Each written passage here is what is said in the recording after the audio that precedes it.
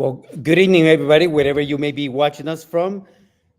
This is Stand Up Fight Back, where we discuss strategy analysis for the progressive movement. Sorry that we're a little bit late today. We had some technical difficulties, as you can imagine. We here, but happy to be here with you. We have a couple of guests tonight. We're very excited about to be able to introduce you to them tonight. But again, we are in Los Angeles, and we have very special guests with us tonight. So we want to go ahead and jump right into this. But again, thank you for watching. Thank you for the support that we receive from you. And we hope that you do share some of these podcasts with your friends as well. Tonight with us, we have a very special guest. Happens to be a good friend of mine. Actually, I've known her for several years now, since the Bernie campaign, and it's one of those people that is so pleasant to be around because not only the she's a good person, but the work that she does in the community. Mia Martinez provides high-risk intensive family centers support services for youth with intellectual disabilities, and previously to youth on probation. Mia received a bachelor in arts degree in sociology from California State University, Dominguez Hills, and will pursue a master's in student counseling from University of Southern California. Almost all her previous employments have perfectly aligned with her passion for working with youth, working in service to others. Feels this is exactly what she's all about. This is where it fills the void that many communities have. Mia is also a mom, by the way. So we want to welcome her tonight. Welcome, Mia. Thank you. Thank you, Carlos. It's a pleasure to be here with you. Great. Can you tell us a little bit about you? I know that I say a few things, but is there anything else that I missed? I know that you've been working in the community for a while. You are an organizer. You get involved in. I had the pleasure of working with you on some of the food distribution during the Yeah. pandemic and beyond the pandemic. Anything else that you've been doing? So, Carlos, sometimes this is tiring work, right? We know that because this is extra from what we do on a regular day to day. And a lot of people ask me, why do you do what you do? It's just sometimes it's not only is it tireless work, but it's unrecognized work. But you said earlier, I'm a mom. I was a single mom. And as a single mom with one paycheck, it's very, very difficult to get by. And there's no reason. Well, there wasn't any resources back then for me. So I had to just rely on myself and work 2 jobs, work 3 jobs, work as much as I could to make ends meet. And I always thought that was so unfair. Like, I was working hard. I've been working since I was 12 years old, and I was living paycheck to paycheck, and it was very difficult. And so now, whenever I get up the opportunity to pay back or to give back to the community, I do so because I know what it's like to be at the receiving end. I know what it's like to be in a position where you rely on other people's willingness to give in order to survive. And so I'll never forget that. I'll never get tired of helping somebody The that fact needs that it. a lot of people are struggling out there, and being a mom, as we said, and a single parent, and just struggling to make ends meet. This is what motivates a lot of us activists, because we pretty Mhm. much are going through or have been through it, so we understand firsthand. And that's one of the things that I noticed about you, that whenever there are issues that in our communities, you respond. And I believe that's the passion that you feel because you've been there. Right. Yeah. Right. So, having said that, and I know your time is limited with us tonight, I want to thank you for joining us. I've been wanted to invite you to come in and share with us because you got so much to say, and this is just the tip of the iceberg of what we're talking about tonight. But I get inspired by your work. I get inspired by the fact Mhm. that you do have a regular job, and then I see you out there on the front lines. Um, Part of why I wanted to bring you here tonight is because, as you know, President Jimmy Carter, he's in hospice. Right. And, one thing that in talking with you, one day you mentioned about for Humanity. And I understand that you benefited from that program. And also now you have become a strong advocate for that particular program that President Jimmy Carter, established. And there's so much that we need to talk about that, but time is limited. But can you tell us a little bit about that? Yeah. So really quick, Jimmy Carter does promote and support the Habitat for Humanity, and he calls it the Carter Work Project. But he didn't establish Habitat. Habitat was already established. He joined later. But I think one of the reasons that I'm able to do what I do now, and able to give back to the community and volunteer, even though I've always wanted to do this, I just couldn't do it before because I didn't have any time, is because I am a homeowner thanks to Habitat for Humanity. I am what they call a partner family. And a partner family means that I built my home through their home ownership program.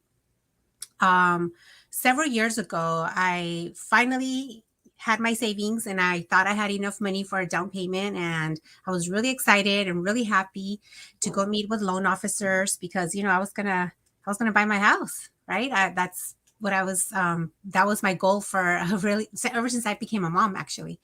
Um, but as a single parent, that's really difficult, right? So I remember I walked into the loan officer's office, and I was really excited. But my excitement, it went away really fast. I felt like somebody threw a bucket of water in my face because at that time houses were like 350 to $400,000, but I was not able to get no more than 325 as a loan. So I couldn't afford a house, and with that loan certificate, I visited many realtors, and I'm like, get me. I don't care what the condition of the home is, just get me into a house. I'll work on it little by little.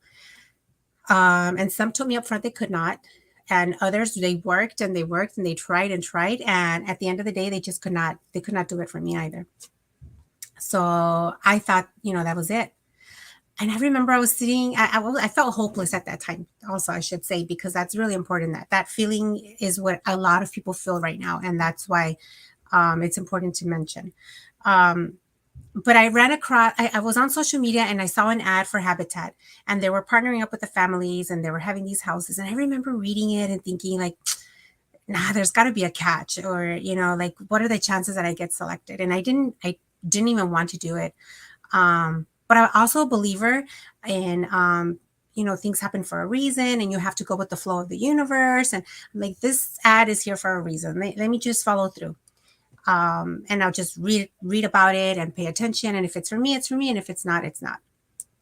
I went through the whole process. And that's another thing. I thought it's going to be very rigorous, but it's time consuming, yes, but the staff is really willing to help you. So they went above and beyond to help me gather all the documents that I needed, and create what is called like a little portfolio. So you apply and you create your portfolio, and then they put them for the board members to select. So let's say there's 12 homes, there's like 100 applicants, and so we all have our portfolios, and the board of supervisors selects the family that's going to work with them. And I happened to be one of those families that got selected. And honestly, I remember I was at work, and when they called me, I couldn't contain myself, right? Like, I started jumping up and down. I was laughing. I was crying. And you know what? My office mates were doing the same. They were jumping up and down because they've known that I had applied. They knew, everything that was going on. So because of that, Carlos, I told you earlier that I had to work 2-3 jobs sometimes, right?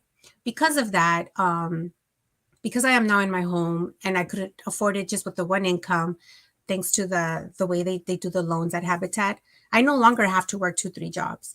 I do sometimes because I'm used to it and I want to have little extra things, but I don't have to do it anymore, which gave me the time to now give back to my community. So not only do I volunteer in other activities that are out here in my community, but I've also continued to volunteer for Habitat. I come and speak at their events whenever they ask me to. And my son and I still come and do sweat equity hours, which is when we put volunteer work in the construction of the homes, and we donate our hours to other families that are applying to their houses. Because when you apply to a house, you have to commit to an amount of hours. Depending on the family size, it could be over 100 hours. And so my son and I come in, we do the hours, and we donate it to those families. So that's what, and in a weekend, it's like 16 hours less that they have to do. So we continue to do that because we don't forget that we're in this house thanks to their generosity, thanks to not only them, thanks to the other volunteers who volunteered to build our homes, to the generosity of the donors, of whoever contributes. Because at the end of the day, like I said, I got my bank loan, but in addition, I got another loan from Habitat. And where does that money come from? From donations that people give. So I don't forget that. And Wow. that is why I feel compelled to give back that way. Right. And I mean, what I have learned about Habitat is it's just amazing, being able to put people into homes, Yeah. and that's one of the things that, of course, is needed the most nowadays, but they make it so easy. And what I like about it, because they bring community together, Yeah. right?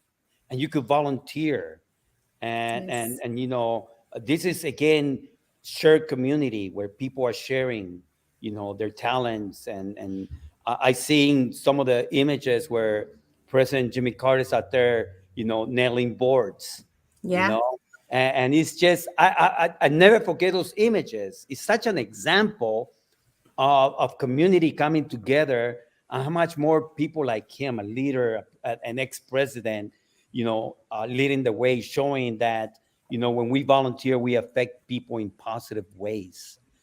And is there anything else? I know that Habitat for Humanity is a global foundation, correct? Right. Right. Yeah.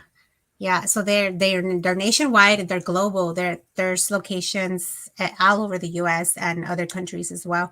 But right now, as a matter of fact, I'm glad you're bringing this up, Carlos, because right now the Habitat um, in our area, with just Greater Los Angeles, has funding, and they're doing new projects for people to apply. So right now would be a wonderful time for people to apply. I know they're building in Long Beach and some areas in LA as well.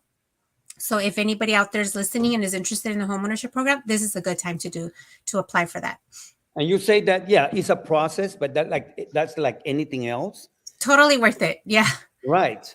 I mean, I remember when you got your home, because you told me, they were finalizing and everything. And then I saw some Hmm. of the pictures. These are Hmm. beautiful homes that they put together.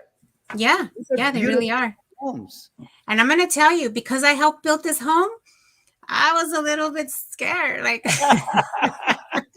am I You going to built your fall own through? home. But you know what? 5 years later, we're good. We're standing. Hey, there you go. That the house is not shifting or anything, right? No. No, but well, I know they have people that are professionals that are working there, and Oh, people yeah. that come out to volunteer. They get the guidance that they need.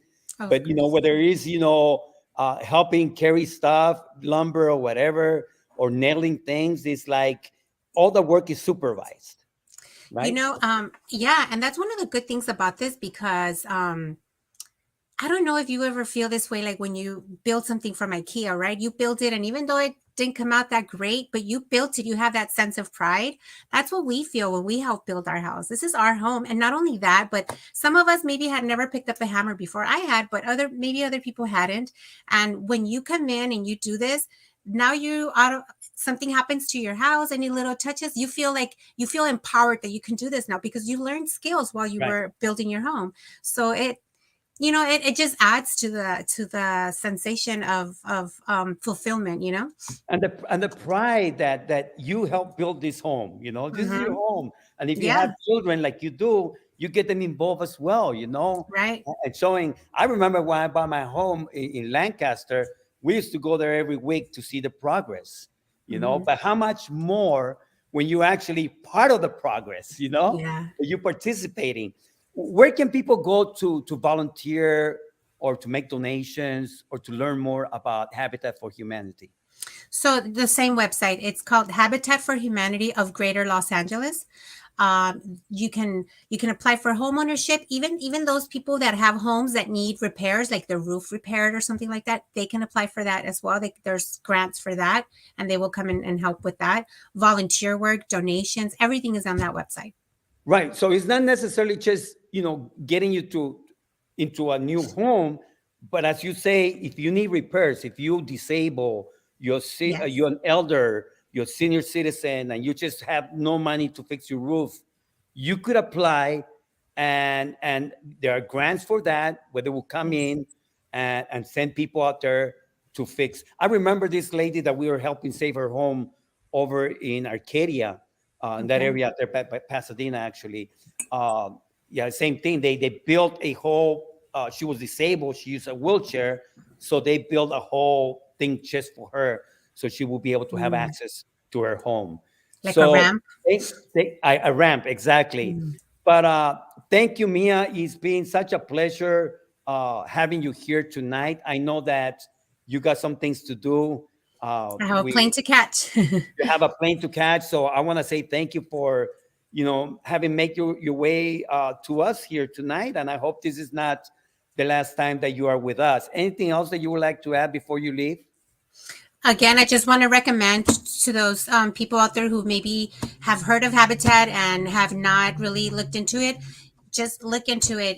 Whether you're applying for homeownership or just applying to volunteer, this is a program that you need to get into. It's very fulfilling. Great, beautiful. So I wish you safe travels as you leave us tonight, and thank you once again for being with us and for all the work that you're doing for our communities, particularly out there in South Central and the areas that you work at. Thank you Thank you so again. much, Carlos, for inviting me Yeah. and for everything that you do as well. We'll keep in touch. Thank you. Yes, thank Bye you. bye. All right. So again, we had Mia Martinez, and tremendous advocate for our communities and working hard. I'm waiting right now for Estefania Rebellon to come in. As you know, she's a powerhouse working out there in the border. But in the meantime, there's other things that we need to talk about. But we want to say thank you again for coming with us tonight. You are watching Stand Up Fight Back, where we discuss strategy analysis for the progressive movement.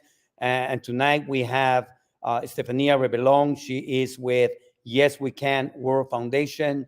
They actually have a program over at the U.S.-Mexico border where they work with migrant children that are seeking asylum with their families. And I'm waiting for her to come on, and she's going to be able to tell you about her program. But as you know, this is Women's Month, and we are observing this month to pretty much celebrate women and their work, and for all that they do, not only in their own families but in their communities. And uh, Stefania doesn't know yet, but she's going to be receiving some honors later this week, and she's going to be joining me over at in Los Angeles for an event where it's going to be attended by several of our local politicians, including Supervisor Hilda Solis. We have also City Councilwoman Eunices Hernandez, and also City Councilwoman I believe it's Huff, but there are several politicians, local politicians, that will be participating. And again, yes, Heather Hutt is going to be there as well, among other community leaders. And again, the work that Stefania has been doing at the border is just amazing. Thank you again for watching. I want to talk a little bit about the stuff that's happening here, and I keep saying it's so critical, that it's going to be critical because all eyes is going to turn to California when it comes to the Senate race. As you know, Dianne Feinstein, by the way, she's in the hospital. I believe that she's still hospitalized, but she's stepping down, and right now there are several candidates that are running for office, that are running for that particular seat. Amongst them will be Congresswoman Katie Porter from Orange County. You have also Adam Schiff here in Los Angeles, and from up north, you have Barbara Lee.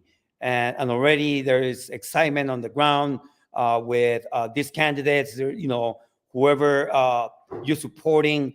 But we are looking at Barbara Lee.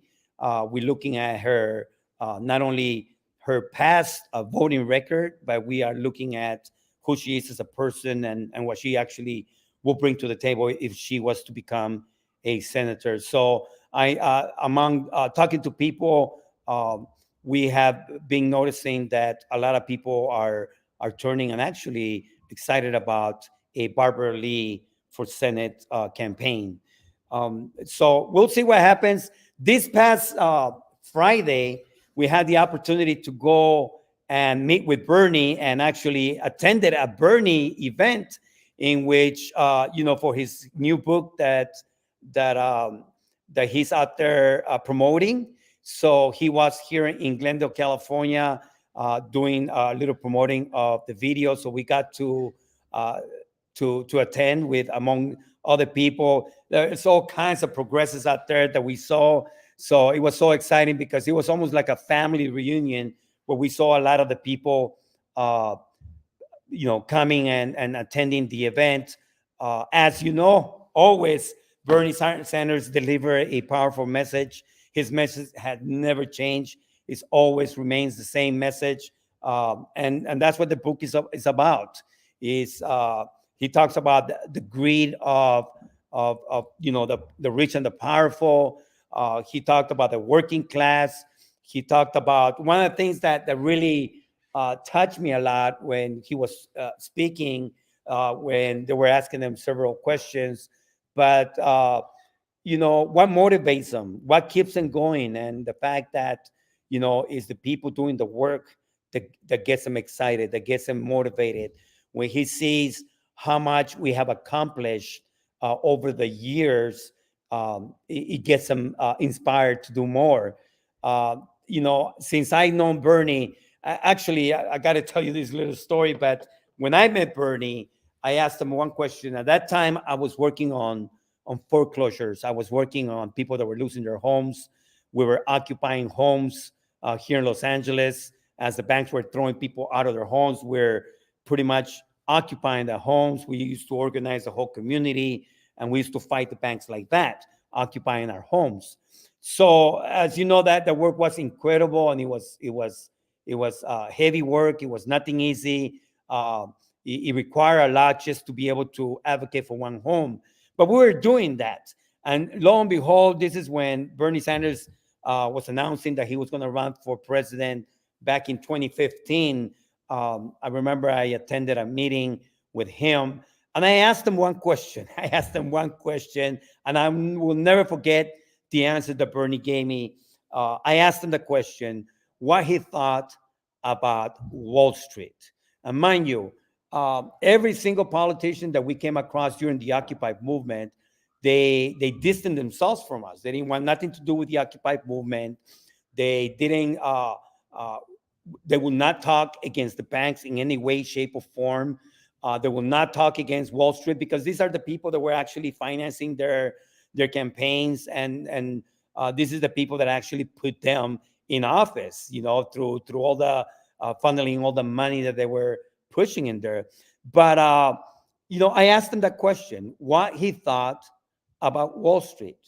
The answer he gave me, blew me away and got me and immediately grabbed me. He said, this is what he said, I quote, Wall Street business model is fraud. That's what Bernie told me. He had me because no one would dare to say anything like that, especially when it came down against big money, against the banks. And Bernie was straight out. He didn't blink. He didn't hesitate. He just came out straight out and said, Wall Street business model is fraud. Since then, I decided that I was going to support his campaign, and we did so. And we brought together the people, and we used the skills that we had on the ground that we have been using to organize our communities, to help organize his campaign. And as you know, this is why this was so important because uh, Bernie's campaign was a grassroots campaign.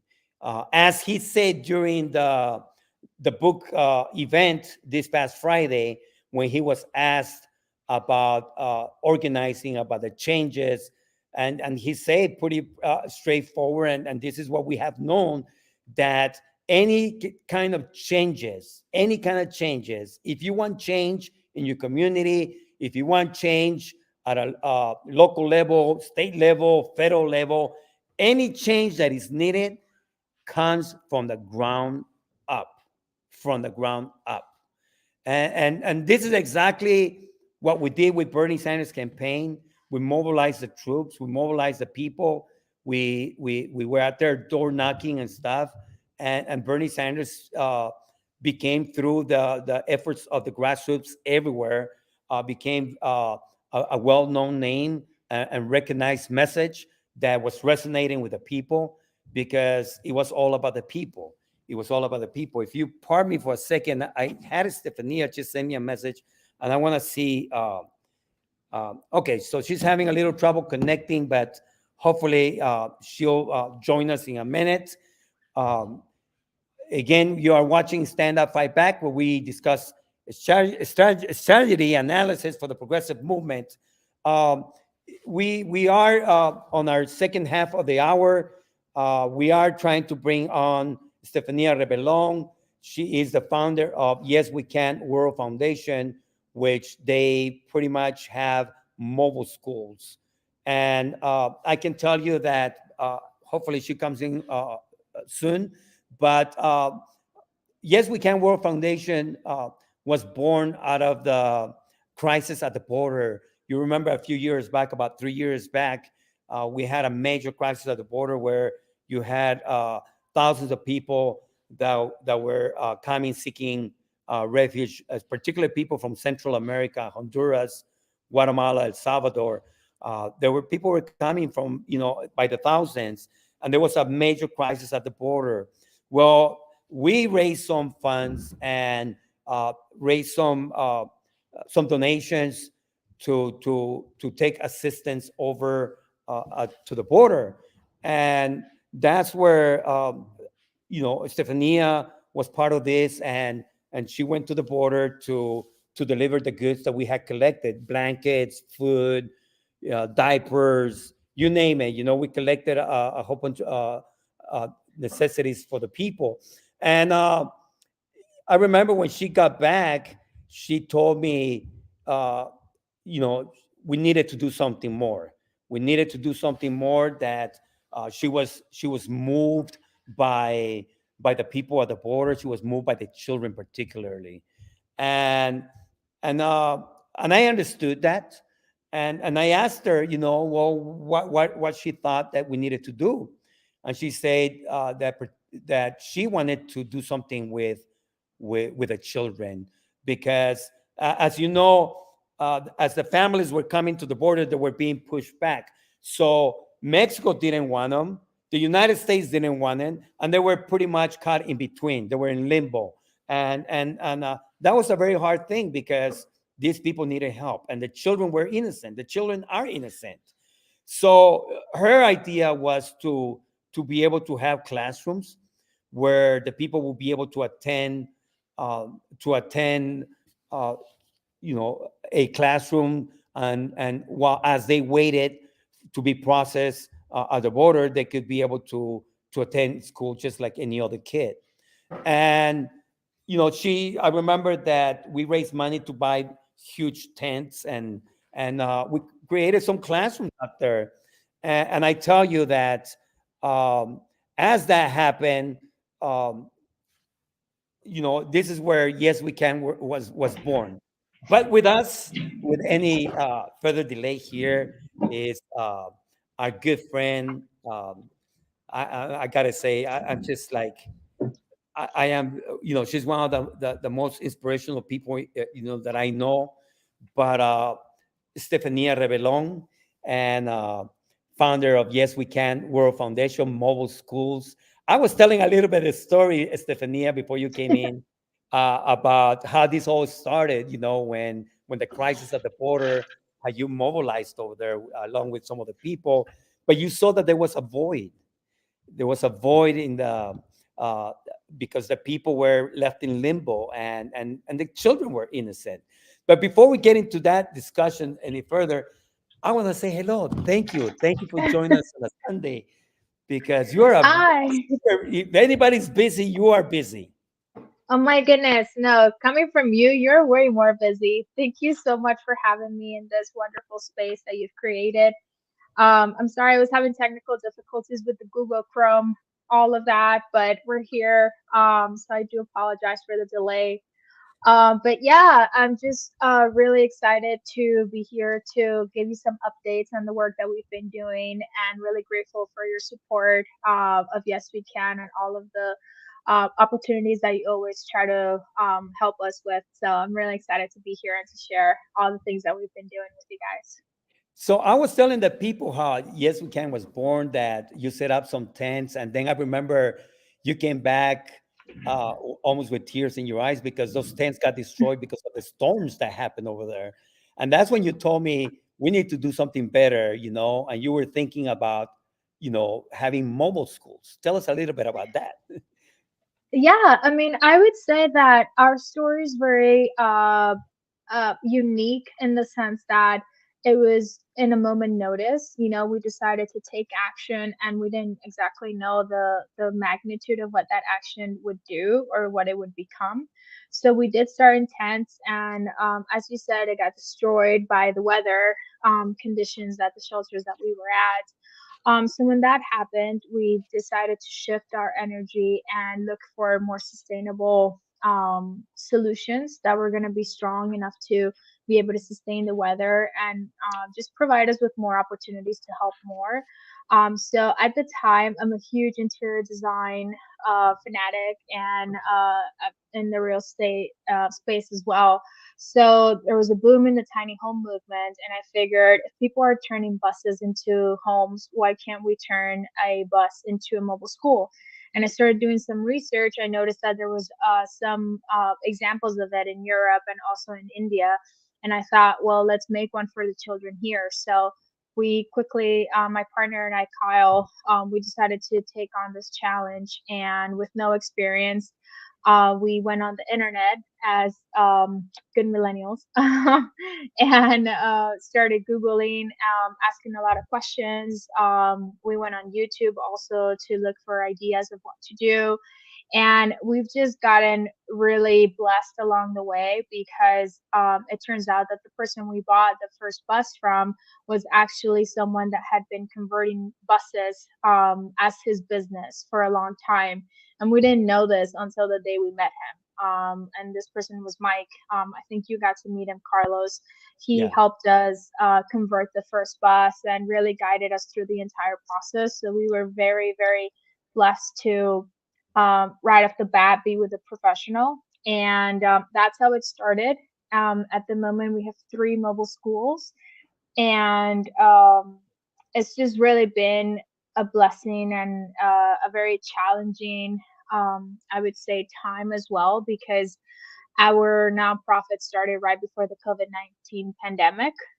We were able to work for about 6 months before the pandemic really took over. So I always joke that the majority of our existence has been through the pandemic, and now that we're on the other side, we're just starting to see how much more we can do without the limitations of the pandemic. Wow. Yeah. And I mean, you have served literally hundreds, thousands of kids by now because of the work that you've done over there. And this is hard work because, donations are few. You are at the border, you're literally at the border. So that makes it very, very hard. And a lot of people don't really see your work. Whereas, over here, we could walk to somebody's organization and we see it. But you out there at the border, and you have to deal with families. You see them, you see their faces, you see their struggles, their stories. It's like you got to have a strong heart to be able to do that. It's a lot. It's a lot because our foundation, although we've been able to accomplish a lot, we're a very small team, small but mighty. So we do take on a lot of different hats. You know, we do everything from administration to actually building the buses to fundraising to social media to working with volunteers.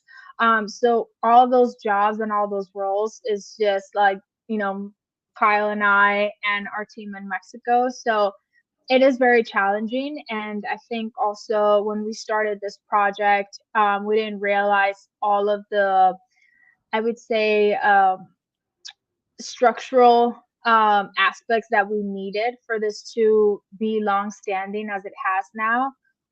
July 19th of this year will make it 4 years since our schools have been open to the children. And as you mentioned, last year in 2022, we surpassed 2,000 children. I would have to check in with our numbers, our database numbers for this year so far. But as far as 2022, we have surpassed the 2,000 mark, which is unbelievable. How just such a sort of small idea and taking steps towards it, what it can become. So although it's challenging, I would say with time you realize the impact that it's having. So yeah, you're right. Not a lot of people get to see what we do on a daily basis. Not a lot of people get to see all the challenges that we face on a daily basis, not only with raising funds for this to continue, donations, taking things down to the border. I mean, we travel to Tijuana at least twice a month, if not four or more. So we're driving on, you know, in one day we're doing 300 miles just to go and to take donations and to visit and to see what the needs are. So it really is a beyond a full-time job. And you hire people, you hire teachers, correct? You got Yes, we have a full staff in Mexico. We have a staff of 15 teachers. We have three maintenance people that help us on a daily basis as well. And then we have our administrative staff, our director of operations, and our academic coordinator as well. So yeah, we're operating a full-time school. If you can think of a school here in LA, that's what we're doing in Mexico. incredible. What are some of the classes that the kids are able to take with you when they come in? It's like a normal it's like a by the way, this is a fully Yes. accredited school now. You're going to tell us a little bit about Yes. that because that's history in the making. But what are some of the classes that you offer to the children? Of course. So basically, when a child arrives at one of the partner shelters that we work with, within 24 hours, they're enrolled into our program. They're given two uniforms, a backpack with supplies, and this is all free of charge. This is all through the donations that we're able to collect. And our kids will see a full-time curriculum, meaning that they would take math, English, language arts, English as a second language as well. They'll see science. They'll see. We also have a class called the migrant process, which is a class specific that Yes We Can has created to help children understand the situation that they're going through. And then we also have emotional intelligence, which helps with the mental health aspect of the trauma that these children are experiencing. So we operate 9 a.m. to 3 p.m. So our kids in the program are receiving at least 25 hours of academic instruction a week. So it's just like a regular school.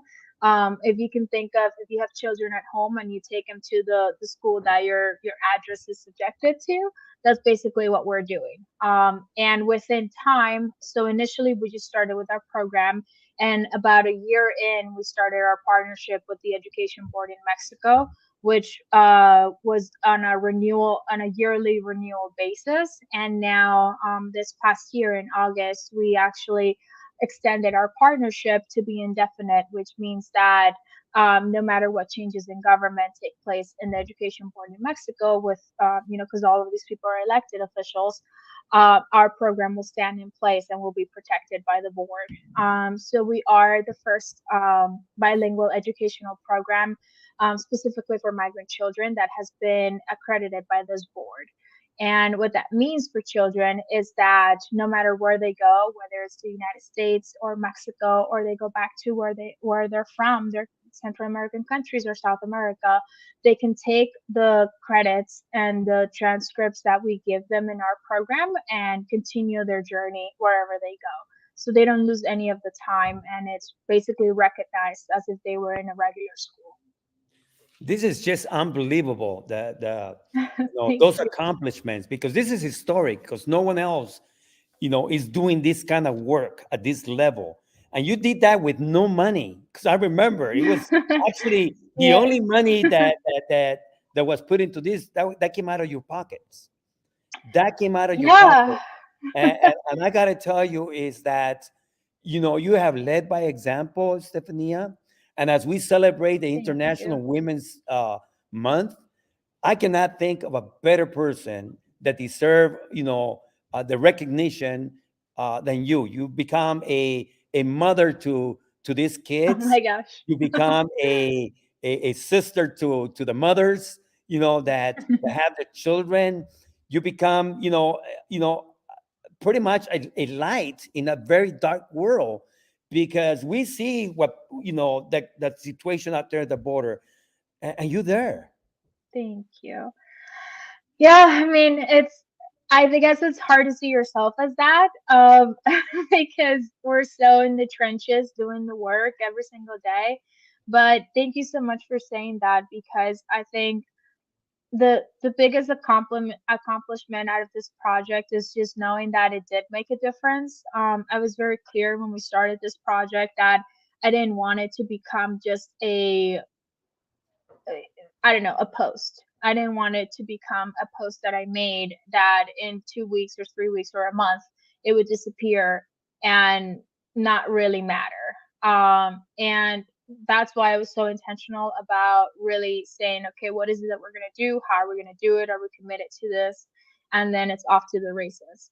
So I do think that helping and having the consistency, it really is just something that it's very difficult to do. It's been very difficult for me to continue, because it is a lot of pressure, a lot of responsibility. But I just think about, the kids that we meet and the stories and the children that are now in the United States who are going to high school, who are graduating, who remember their time at school, who want to take on social care careers because they went to the school, because they saw that somebody helped them. So I just think, in 10, 20, 30, 40 years, if our foundation is still going, is still active and doing bigger things around the world, that it will have make a difference. So that's A sort of the huge long difference. term plan. A huge difference, because you are doing exactly that.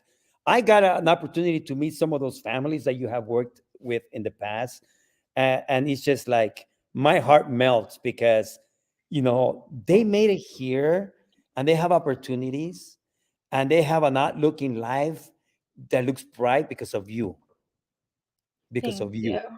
And you literally changed their world, because if you are not there, they have not. There's people out there trying to take advantage of the families. I It's mean, shocking. It's it's shocking people how have no within idea. every industry you can have all the different aspects of society represented. You have the good, you have the bad, you have the people who are there for the right reasons and those who are there for the wrong reasons. But I think it's been a huge learning lesson, for me and for Kyle, and with your guidance and mentorship has been so um, instrumental in our whole journey, because there are challenging times, and I do think that your character is revealed through how you react to those issues. And I think we've done our best to always, stick to the work that we're doing and stick to the working with the kids. We are in a very politicized space. Migrant children, migrant families are always I would say sort of an election topic, for the reasons to gather votes, not necessarily to make a difference. And this has been going on for decades. This is not just the recent administrations. This has been going on for more than 40 years. So I think in the space that we're in, we've just focused on the kids, we focused on the families, and we focused on the humanity aspect of what we're doing, and that hopefully we can do this throughout the world and replicate it in places like Greece, like Portugal and Europe, where they're having a lot of migration issues, and also in South America. So I would say that this is just the beginning of Yes We Can, and hopefully we can keep multiplying our programs throughout the world. Yeah, indeed, it's just the beginning because I know you already, and people don't know this about you, but you're an actress as well, and Yes. you left a lot of stuff behind to dedicate yourself to this. There are there are a tsunami of blessings that are coming your way because of this. Rest that assured, you know what I mean. uh what Thank you've done, very few people have done. And I have never seen you complain. I have never seen you you know uh you know sound defeated, even though that I know that at times we do feel defeated because we don't have the resources to be able to work as we want to. But you have put the best face out in the middle of the storms. Congratulations. And I wanted to announce thank that you. we are going to be making a donation to your campaign, to your organization, for $500 right here through this program. And anyone, please, anyone um, that want to learn more about Yes We Can, how can they reach you? Oh, thank you so much. I mean, that I always say, since we started, I'm meticulous about every single donation that comes in. I'm like, even $1 that is a pencil I can get at the dollar store, a box of pencils. So thank you so much. And in regards to Yes We Can, you can always look us up on social media at Yes We Can WF, and you can also look up our website yeswecan.world. You can have all the information there to contact us, to make a donation, and to also volunteer. As I mentioned, now that we're post COVID, we are going to be doing a lot of volunteer opportunities, not only in Mexico, but also in Los Angeles, because we're looking forward to getting more involved with our local LA communities. So there's a lot to come. We're really excited, and Yes. we're really grateful to you, Carlos, for helping us guide the way, being on our board, and just supporting us all the way. And I'm really excited and curious to see how we can make an impact here in Los Angeles as I well. think we will. I think we will. And we're going to be moving and shaking some of the stuff here in LA because it is Yes. needed, as you know. But what a better group to work with.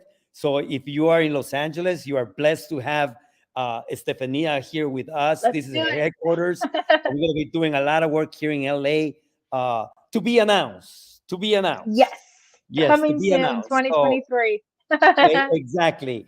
So thank you again for being with us. I know you're really busy, and all your travels. You go there every week, and say hello to my brother from the other mother, Yes. Kyle. I just love that guy, man. He's just like an amazing partner that you have. Very Oh, supportive. He's thank always you. been there. Co-founder of Yes We Can, and I remember those long hours when we were out there, transforming the first bus. We became Late nights. electricians, we carpenters.